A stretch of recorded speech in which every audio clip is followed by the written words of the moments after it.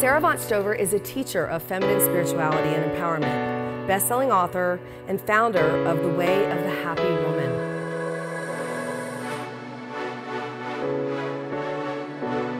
Susie Rinehart is an award-winning writer, champion ultrarunner, and mother. She writes about how she had to abandon the safe harbor of perfectionism to risk living her best life. Susie's forthcoming memoir, Brave Over Perfect, is a powerful meditation on how to face adversity and the unknown. Please welcome Susie.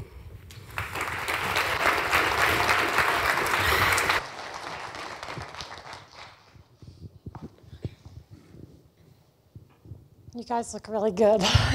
I'm just really grateful you're still here.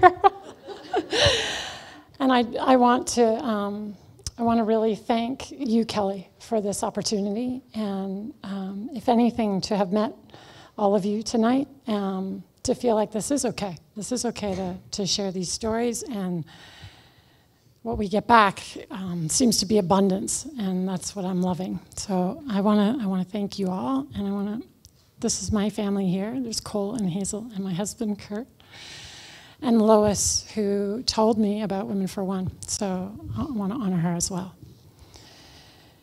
I'm normally a silly person, but this is a little heavy story, so I'm going to do my best to keep it light. On my 15th wedding anniversary, my husband and I sat in a doctor's office and found out that I had a massive, rare tumor wrapped around my brainstem and vocal cords. The neurosurgeon took his glasses off and put them on the top of his head so he could look at me directly and say, "First, you'll lose your voice, then your ability to swallow. Next, you won't be able to walk or run." 2 weeks before, I ran an ultramarathon in the mountains above Golden and won the Masters Division. My husband and children were there with me for the last mile. I was a healthy, strong mother. I was not handling this news of the tumor well. Fear made my mind spin. Fear said, "Who am I without a voice? And what is life without the pleasure of eating chocolate or the taste of ripe raspberries? And if I can't run, what will I do? Play video games? Should I get an Xbox? Should I get a hot tub?" I was not rationally thinking. My options were to do nothing and die within 5 months, or to have high-risk emergency surgery on my son's 13th birthday. Fear said, "Great, you will die on your son's birthday and he will be traumatized for life. Your children will grow up without a mother." Now, we all get into this rut that fear digs for us, in which we think, I'm not going to have enough pleasure, I'm not going to achieve enough, and my children will suffer and I won't have done right by them. Let me tell you how I got out of that rut so you can too. I had to go in and I had to face 3 hard truths. 1, that my children will suffer and I won't have done right by them. It felt like fact, but it was just fear. I thought about the truth that they were intelligent, capable, resilient, and I let go of the idea that they needed me to be okay. So now I listen to them more. I tell them what to do a little bit less. And I encourage them to share their truth. 2, I won't achieve enough. Now, I believed that my accomplishments were what made me valuable. So I had to let go of striving, pleasing, fixing, doing everything, and I had to learn to receive. And what happened when I couldn't work? What was left was writing, which is what I always wanted to do, but I had 1,000 reasons why I couldn't do it. I had even started a book 4 years earlier, and I never finished it because I was trying to make it perfect. So I pulled it out of its dusty box, and I picked up my pen, and I wrote, "I choose joy over fear and brave over perfect." The opposite of joy is not sadness, it's perfectionism. When you are straining to do everything so well so that you can either achieve love or avoid criticism, that's what I call perfectionism. The world does not need us to be perfect. The world needs us to contribute to the common good. 3, I assumed that my ability to run 30 miles plus, no sweat, was evidence that I had a superpower. It's what made me different. When I got my diagnosis, I wondered, if I can't run, how am I extraordinary? But I had the question backwards. It wasn't, how am I extraordinary? It was, how is the world extraordinary?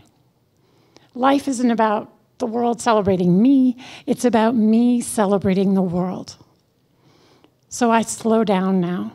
I notice the spotted towhee or the Cooper's hawk and the 7 shades of green and the ponderosa pine, or my neighbor who needs help unloading her groceries.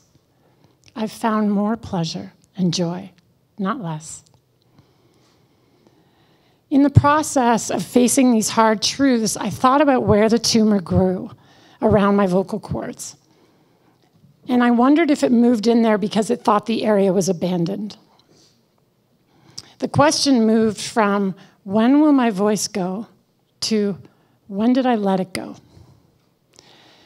I had been using my voice to say what I thought a good leader, a good mother, and a good wife should say.